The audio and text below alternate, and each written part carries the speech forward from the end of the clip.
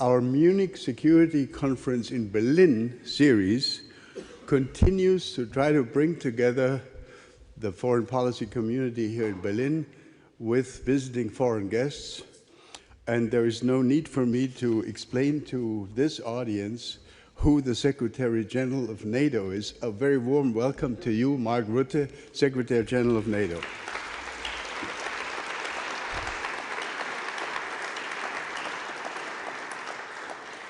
In exactly the same way, we are absolutely delighted that the German Foreign Minister has agreed to participate, join us in this event and participate in the discussion. Welcome, Foreign Minister Johann Wadefuhl.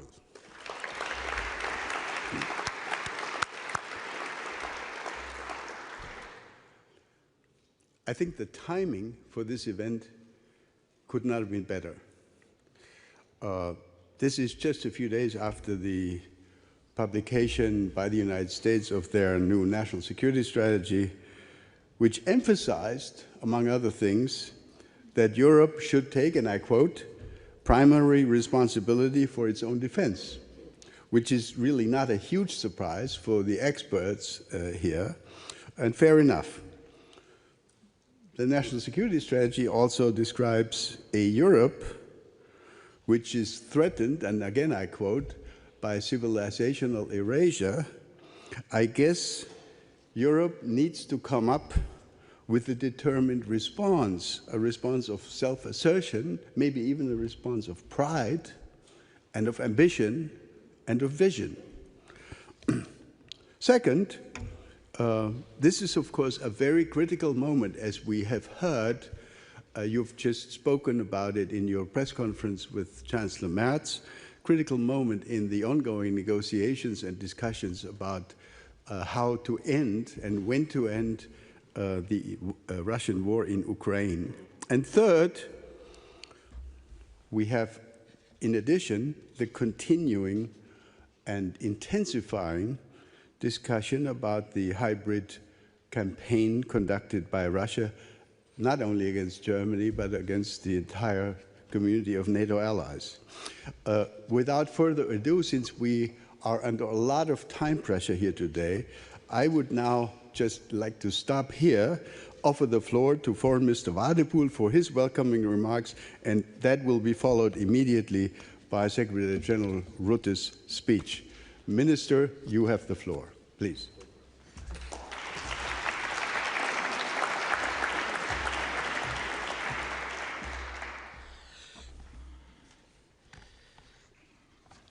So, good morning or good afternoon, everybody. Thank you for having me, for having us, dear Mark, Ambassador, dear colleague Roderich, ladies and gentlemen, colleagues. It's always great as a Northerner to be in Bavaria, but it's my face as a foreign minister to be abroad. And in a way, it's same feeling here. But if you want to know Russia's actions, listen to what it accuses others of. A couple of years ago, we all got used to a constant Russia lament about supposed Western plots on influence Russian society. In reality, of course, it is Russia that is spending millions of dollars subverting democratic processes around the world. Later, when the Russian regime was trying to justify its invasion of Ukraine, it alleged a systematic oppression of Russian speakers in the Donbass. In reality, of course, it is Russia that is today trying to erase the Ukrainian language and the cultural identity in the territories that it occupies in Ukraine. What can we learn from this? First, that a behavioral pattern like this is often referred as a projection in psychology. And second, that when Putin tells Russian media his country is not planning to fight European countries, but if Europe were to start a war, he is, and I quote, ready right now. We should all be worried indeed. Because Russian hybrid actions are already targeting us in Europe as we speak. Parcels sent to German logistic hubs that go up in flames. Spy drones hovering over airports and Bundeswehr barracks. Cyber attacks against keynotes of our civilian infrastructure. These actions are calling for an adequate response. Ladies and gentlemen, colleagues, it is not a matter of choice that the harsh logic of military deterrence is the main strategic imperative of our time. It is a matter of fact. I am glad in this day and age it is you, dear Mark, whose leadership we count on both sides of the Atlantic. And I'm glad that we agreed at our summit in The Hague to a new defense investment pledge of 5%. Germany will meet our new spending target well before the 2035 deadline. This year alone, as many of you know, Germany made relevant steps toward facing up our geopolitical reality. In March, we adapted our constitution to allow for more adequate military spending. Last week, the Bundestag passed a reform of our conscription law. And more importantly, this year, Germany has also become Ukraine's biggest supporter in terms of both military and non-military assistance. At last week's NATO foreign ministers meeting, together with Norway, Poland and the Netherlands, dear Mark, we announced financing for 2 additional packages of acquisitions under the prioritized Ukraine requirements list, bringing our total contribution to $700 million. But I also want to say this: more allies in Europe need to urgently step up. We are grateful for the United States' efforts in pursuing a lasting peace in Ukraine. Relevant progress has been made with crucial Ukrainian and European involvement in sketching out key principles for us for this. This includes, in particular, securing an end to the war that leaves Ukraine sovereign, independent, and secure from future Russian aggression. Ukraine has shown remarkable flexibility, most importantly, an openness towards an immediate and unconditional ceasefire.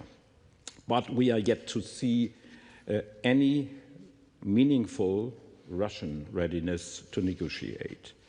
The Russian position today seems to almost boil down to, if we don't get for free what we couldn't get during 11 years of fighting, we won't even talk. That is not a serious negotiation position. But it is a potent reminder that this war will probably only end when Putin feels that the consequences of continuing it having become too painful. To get there are, in my view, 2 things that we, as European allies, need to do. First, we need to increase the pressure on Russia.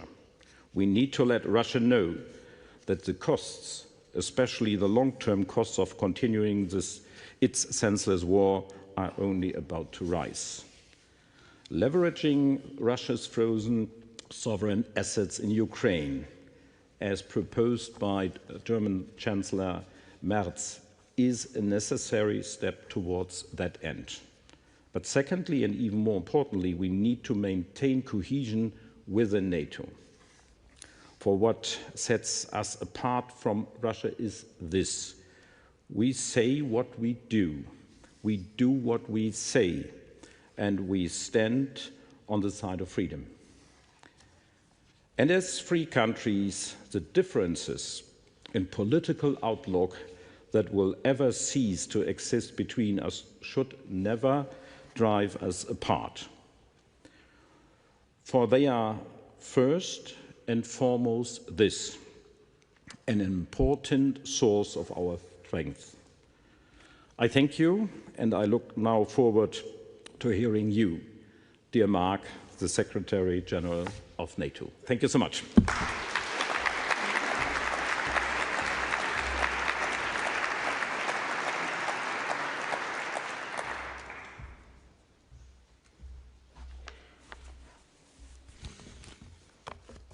Well, dear Johan, dear Detlef, dear Wolfgang, good afternoon, and of course, good afternoon to all of you, and thank you for the warm welcome. It is always good to be in Berlin. Just over 36 years ago, on a now famous night in November, NATO Secretary General Manfred Wörner jumped in his car and drove through the night to Berlin. In the rush, he forgot to tell his staff in Brussels where he was going. Manfred was heading home to Germany to join the crowds celebrating the fall of the Berlin Wall. Today, a section of the wall stands at NATO headquarters. It was a barrier to keep people in and ideas out. And now it is a monument to the force of freedom, a reminder of the power of unity and a lesson that we must stay strong, confident and steadfast. Because the dark forces of oppression are on the march again. I'm here today to tell you where NATO stands and what we must do to stop a war before it starts. And to do that, we need to be crystal clear about the threat. We are Russia's next target. And we are already in harm's way. When I became NATO Secretary General last year, I warned that what is happening in Ukraine could happen to allied countries too. That we had to shift to a wartime mindset.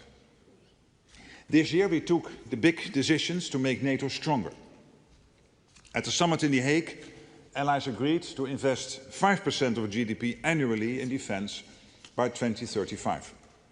We agreed to increase defense production across the alliance.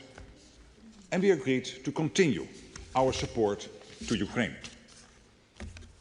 But this is not the time for self-congratulation. I fear that too many are quietly complacent. Too many don't feel the urgency. And too many believe that time is on our side. It is not. The time for action is now. Allied defense spending and production must rise rapidly. Our armed forces must have what they need to keep us safe. And Ukraine must have what it needs to defend itself. Now. Our governments, parliaments, and our citizens have to be in this together, so that we can continue to protect peace, freedom, and prosperity, our open societies, our free elections, and a free press. We must all accept that we must act to defend our way of life now. Because this year, Russia has become even more brazen, reckless and ruthless towards NATO and towards Ukraine. During the Cold War, President Reagan warned about the aggressive impulses of an evil empire. Today, President Putin is in the empire-building business again.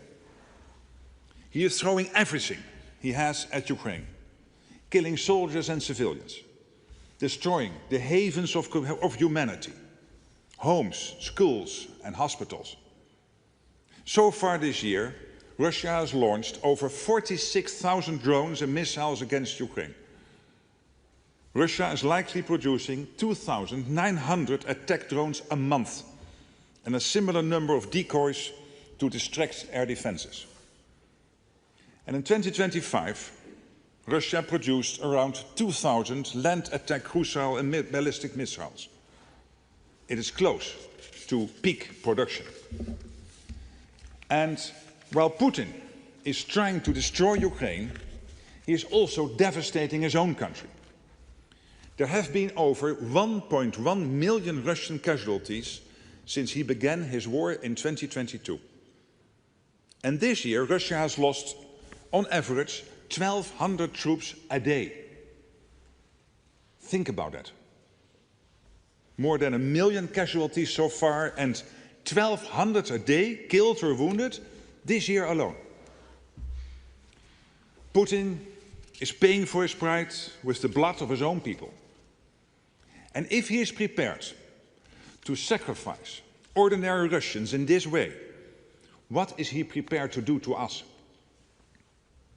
In his distorted view of history and the world, Putin believes that our freedom threatens his stranglehold on power and that we want to destroy Russia. Putin is doing a good job of that all by himself. Russia's economy is now geared to wage war, not to make its people prosperous. Russia is spending nearly 40% of its budget on aggression. And around 70% of all machine tools in Russia are used in military production. Taxes are going up, inflation has skyrocketed, and petrol is rationed. Putin's next presidential campaign slogan should be, "Make Russia weak again." Not that he is troubled by free and fair elections, of course. And how is Putin able to continue his war against Ukraine? The answer is China. China is Russia's lifeline. China wants to prevent its ally from losing in Ukraine. Without China's support, Russia could not continue to wage this war. For example, about 80% of critical electronic components in Russian drones and other systems are made in China. So when civilians die in Kiev or Kharkiv, Chinese technology is often inside the weapons that kill them. And let's not forget that Russia also relies on North Korea and Iran in its fight against freedom, with ammunition and military equipment. So far, Putin has only played the peacemaker when it suits him, to buy time to continue his war. President Trump wants to end the bloodshed now. And he is the only one who can get Putin to the negotiating table. So let's put Putin to the test. Let's see if he really wants peace, or if he prefers the slaughter to continue. It is essential that all of us keep up the pressure on Russia and support the genuine efforts to bring this war to an end. NATO support means Ukraine can defend itself today, be in a strong position to secure a just and lasting peace, and be able to deter any Russian aggression in the future.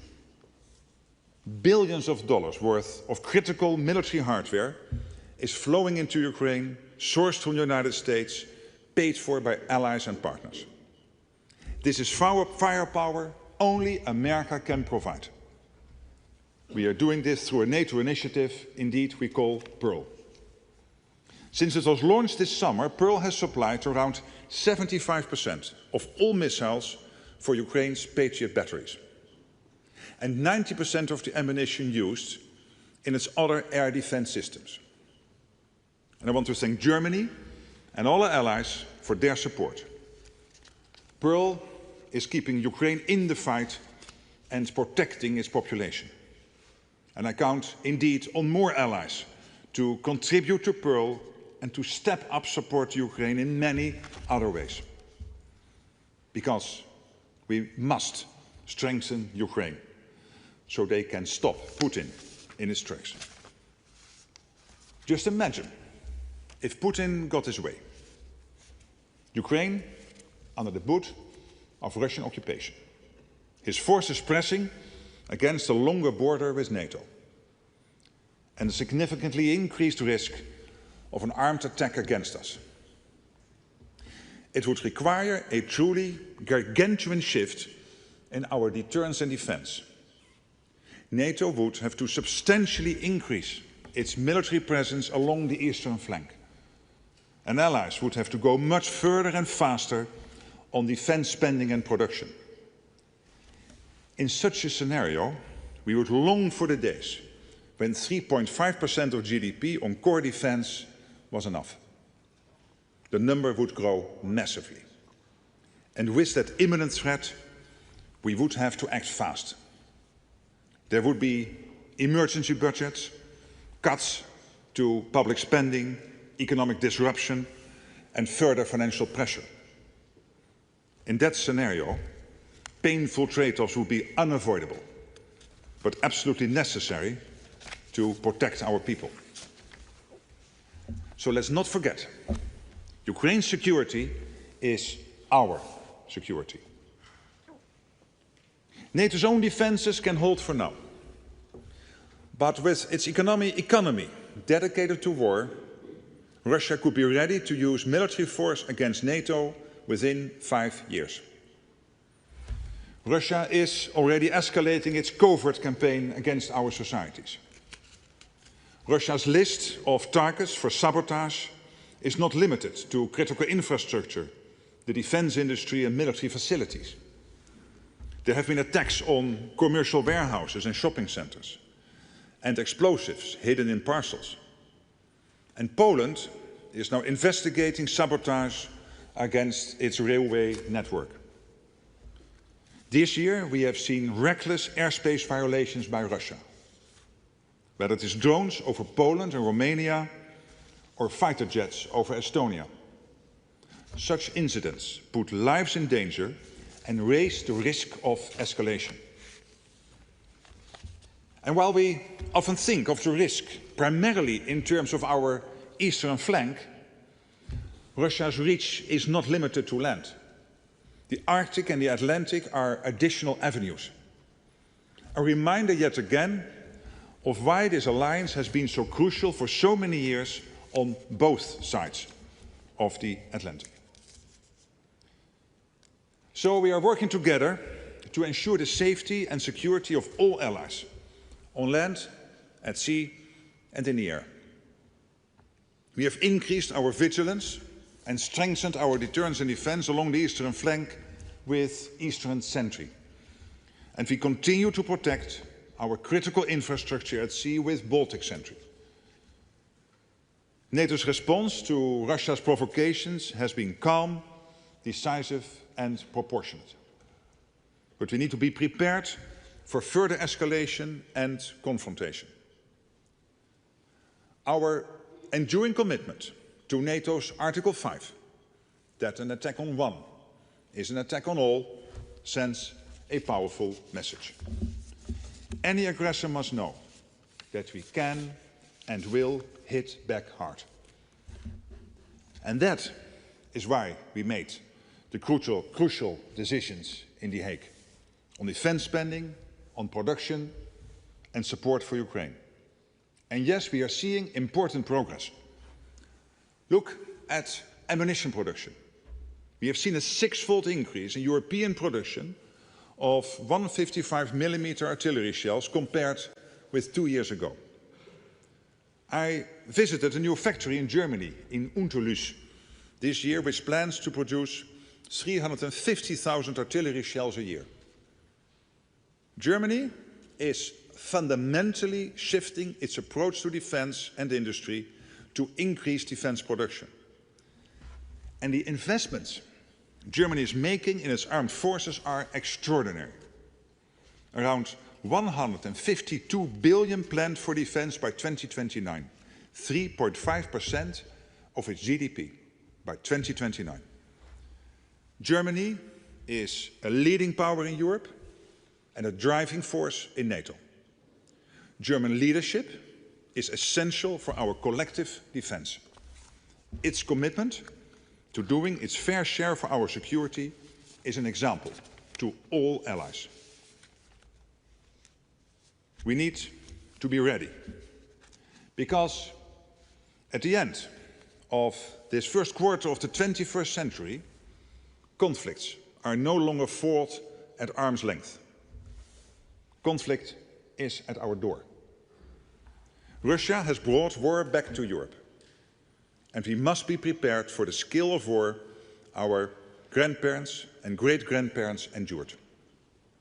Imagine it, a conflict reaching every home, every workplace. Destruction, mass mobilization, millions displaced, widespread suffering and extreme losses. It is a terrible thought. But if we deliver on our commitments, this is a tragedy we can prevent. NATO is here to protect 1 billion people on both sides of the Atlantic. Our mission is to protect you, your families, your friends, and your future. We cannot let down our guard, and we won't. I count on our governments to keep up with their commitments and go further and faster, because we cannot falter or fail. Listen to the sirens across Ukraine. Look at the bodies pulled from the rubble. Think of the Ukrainians who might go to sleep tonight and not wake up tomorrow. And what is standing between what's happening to them and what could happen to us? Only NATO. I have a duty as Secretary General to tell you what lies ahead if we don't act faster, invest in defense, and continue our support for Ukraine. And I know this is a hard message as we head towards the festive season, when our thoughts turn to hope, light, and peace. But we can take courage and strength knowing that we stand together in NATO, with determination, and the knowledge that we are on the right side of history. We have a plan, we know what to do, so let us deliver. We must. Thank you.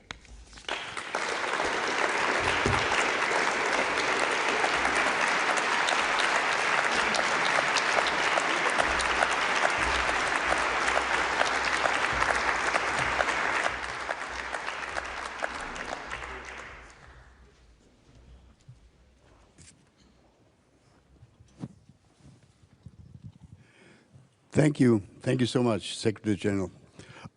Great speech, if I may say. We don't have a lot of time. We have approximately, because Secretary General has an important follow-on meeting, we have approximately 20 minutes. So if you have a good question to ask, let me know. But let me use my privilege of sitting up here by asking the first question of both of you. Everybody knows, as has been said publicly, that we have entered what appears to be a critical moment in the negotiations about how to end and when to end the Ukraine war. I'd really like to have your view and your view also, Foreign Minister. How close are we? Do you really believe that there is, you've expressed some skepticism in your remarks, that there is a willingness by the Russian side to sign a quote-unquote deal? How close are we? Some people have told me that it might be possible to get something done before Christmas. Well, how wonderful would that be? Is that an illusion? Please. It's difficult to say, that's the honest answer. And I can only say that President Trump, the Americans, are working tirelessly to get this done. And I really want to commend them for that. And Germany and France and United Kingdom, Poland, Italy, and the other European allies and Canada are helping, and the Netherlands to support wherever they can the peace effort. And of course, there are various elements. One is, how do you reconstruct Ukraine? There was some news yesterday that progress is being made there. We know that it will be crucial after a long-term ceasefire / a peace deal that the Russians will never ever try again to attack Ukraine. So there have to be security guarantees in place of such a quality and level that Putin knows if he tries again, the reaction will be devastating. And we all know there will be a delicate, difficult discussion about territory, which in the end only the Ukrainians can decide about. Do I think that when it comes to Ukraine, the US and Europe to get to one page? Yes, I'm positive. I think we can. Am I sure that the Russians will accept? I don't know. This is the test, which I also said in my speech. We have to test Putin now whether he is serious. And the guy is willing, last month, to suffer 25,000 of his own people. 25,000 people dead. Not seriously wounded, no, killed, dead. 25,000. 1.1 million dead or seriously wounded over the last 4 years. So let's see whether he is getting to a point where he thinks that this is unsufferable for him and his people, and that he wants to make a deal. But that's, of course, the big test coming up.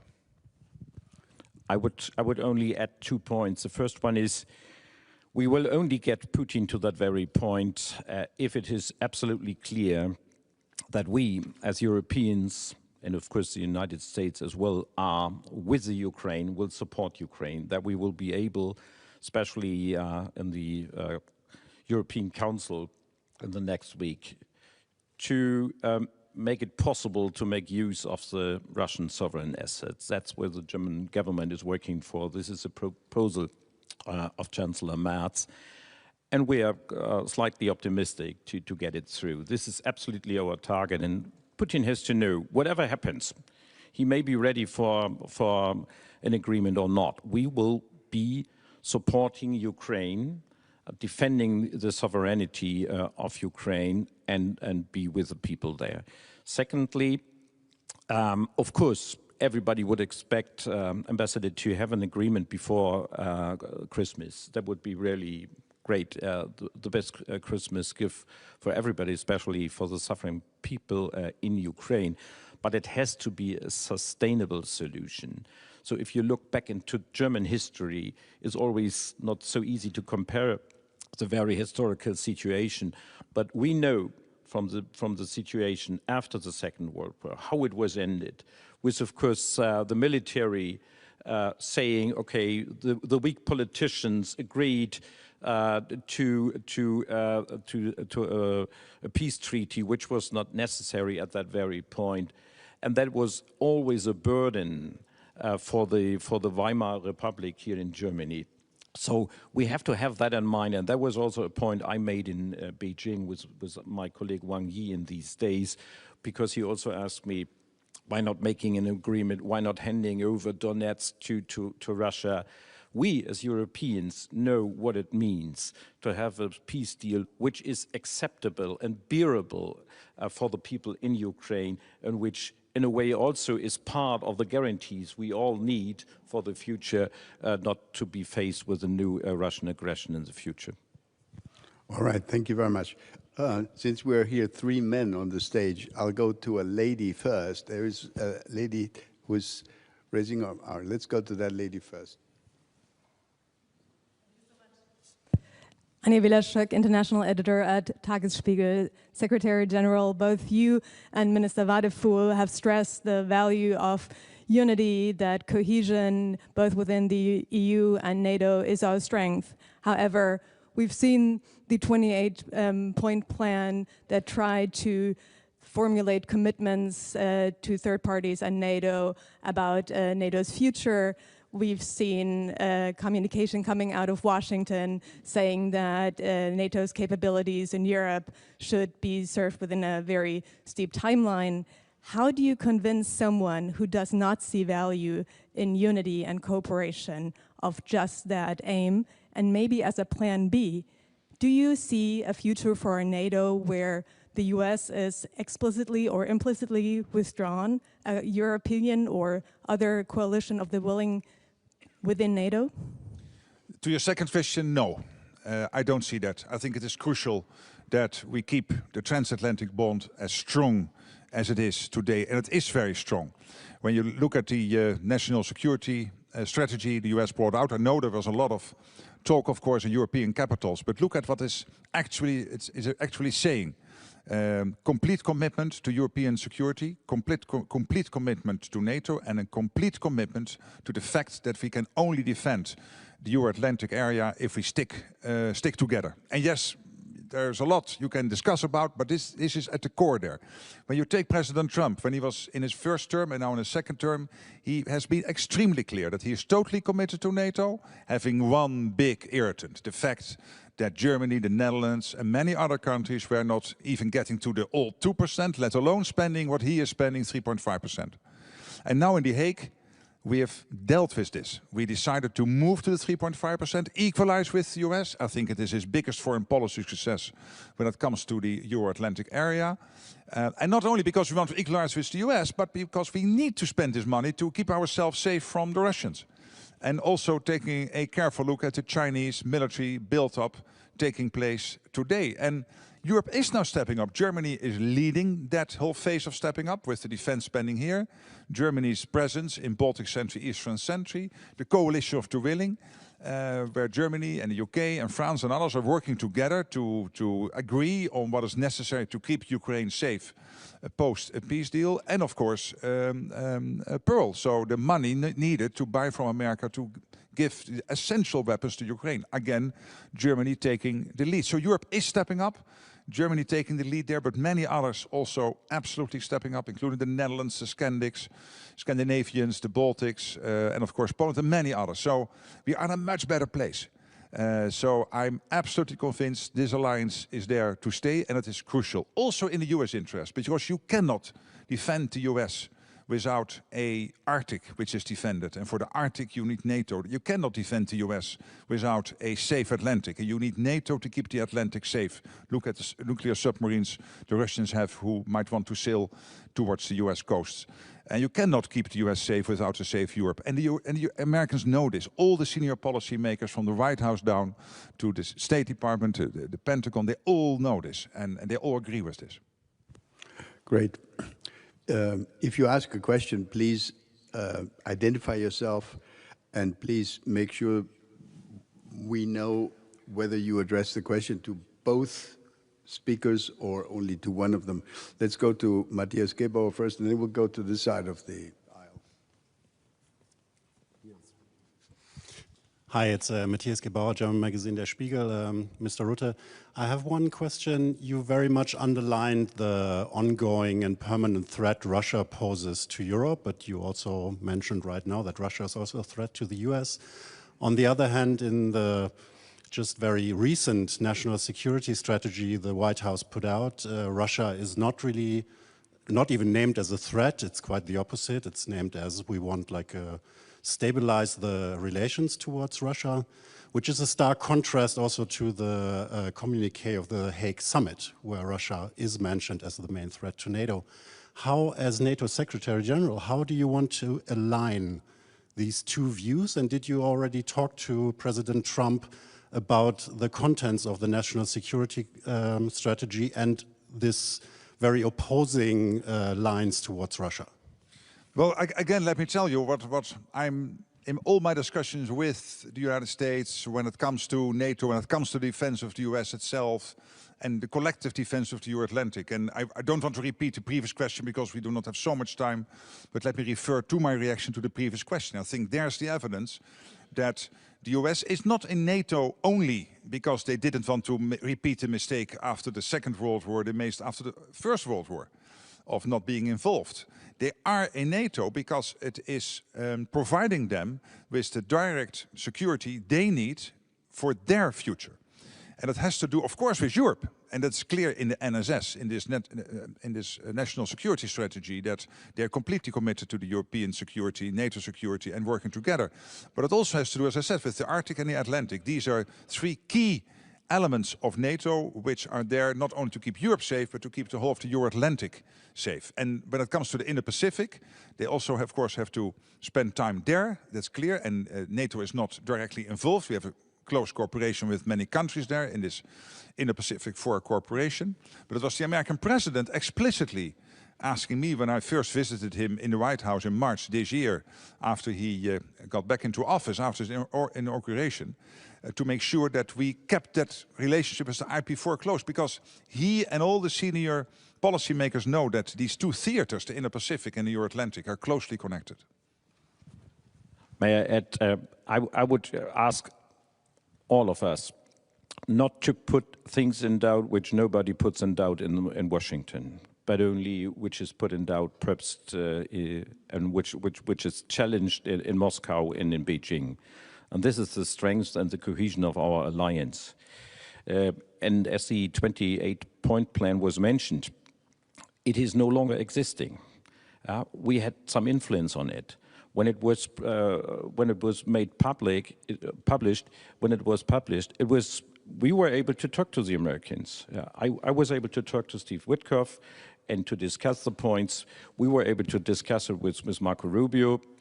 And we have a new plan, which is a 20-point plan, and which has really changed. So do we have to be engaged with the United States more than before? Yes. Is it possible to find a common ground? Yes. And that was the very success of the Hague summit in this springtime. So when we went forward, when we were clear that we are engaged, that we not only spend 2%, but we are ready to spend 5% or more, United States were there. And of course, there was a common ground, and we found that common declaration. And you see no doubts, also in this specific new paper from Washington, which really put in doubt the nuclear umbrella and the willingness to defend Europe together with the European allies. And please do us not allow to raise questions which were really in the end of the day not raised in Washington. All right, we'll go to this side of there. Where were the questions here? The gentleman over there.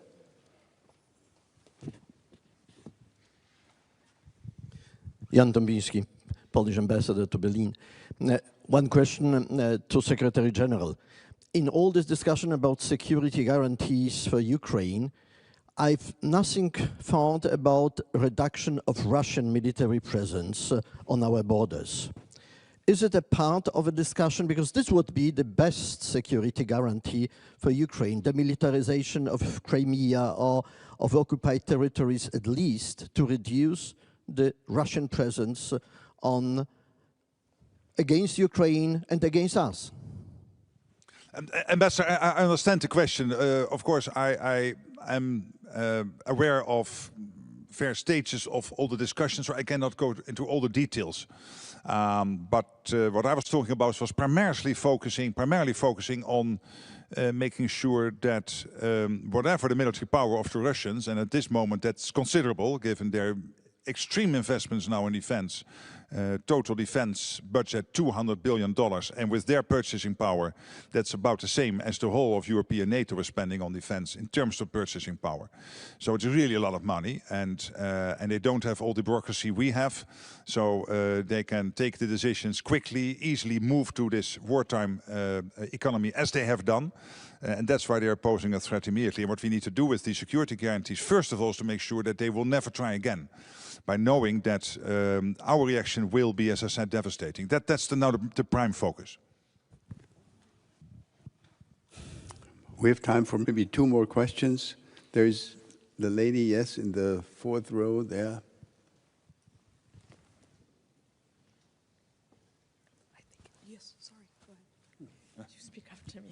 Sorry, my name is Anne Hoed-Herkes. I'm the chair of the Königswinter organization.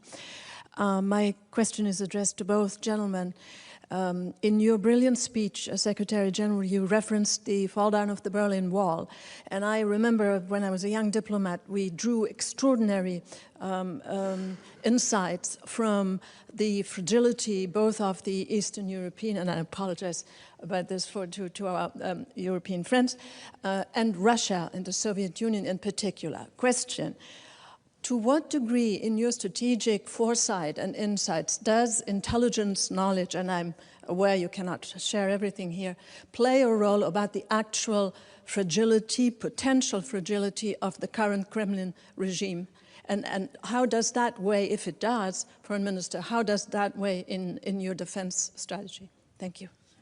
Yes, of course, you already gave a part of the answer yourself, that it's a bit difficult to get too much into that. But let me just more generally react that I was 14 years Prime Minister of the Netherlands, and I had a lot of dealings with Putin before he invaded Crimea, and then after Crimea because of MH17, the downing of the Malaysian airplane where 298 people died. And I had a lot of calls with Putin then and met him later in G20 meetings on that subject. And I've stopped a long time ago to guess what's up in his head.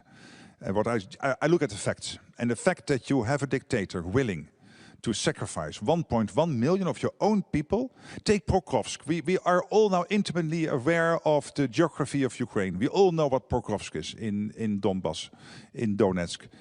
And that small city of 60,000 people, they started the onslaught on that city in the summer of 2024. It is now the end of 2025. They still have not captured it. And in the meantime, on this front line, they are losing, last month, 25,000 people getting killed. If you have a dictator willing to do this, because you have this crazy idea of some historical whatever he has, then you have to be very careful.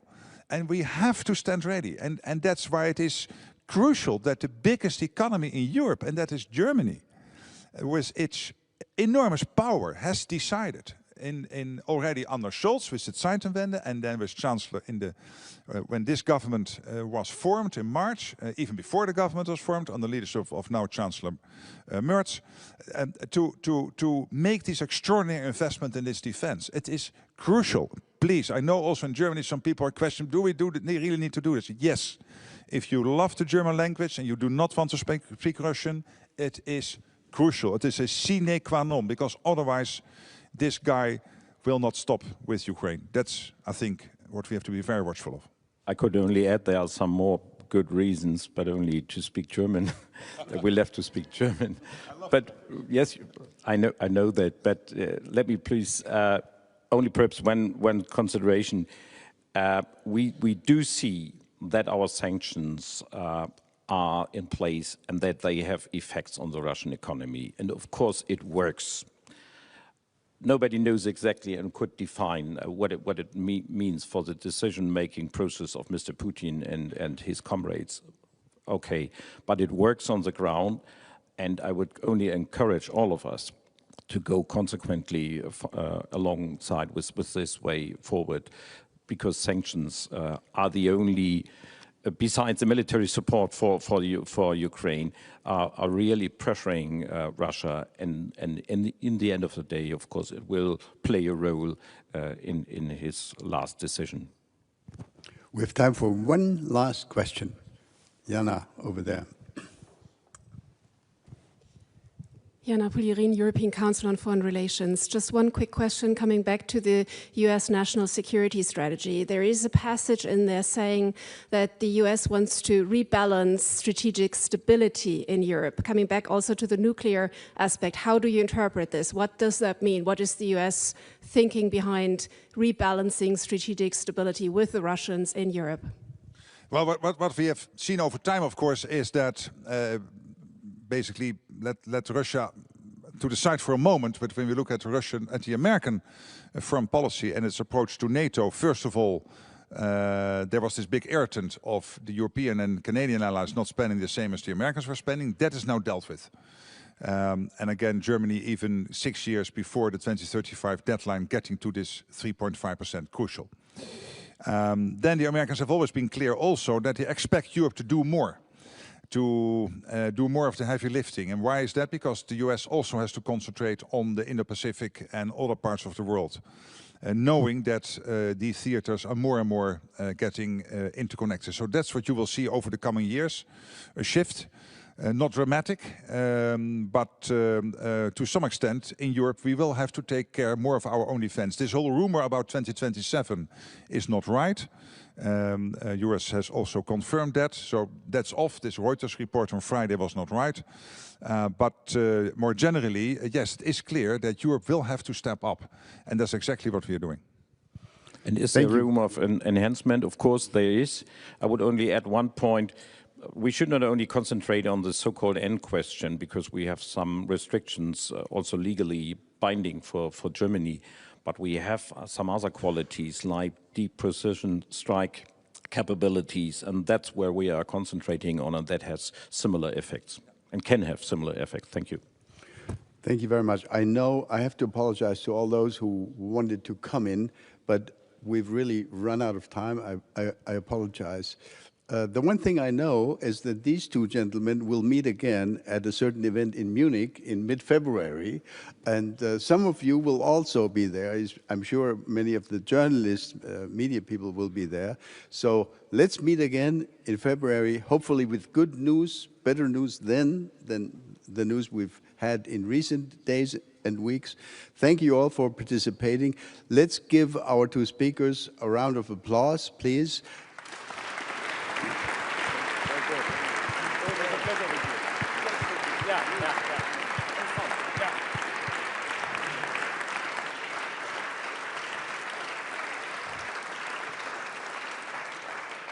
And I think our Bavarian hosts are kind enough to invite us to a glass or something to eat downstairs. Thank you very much.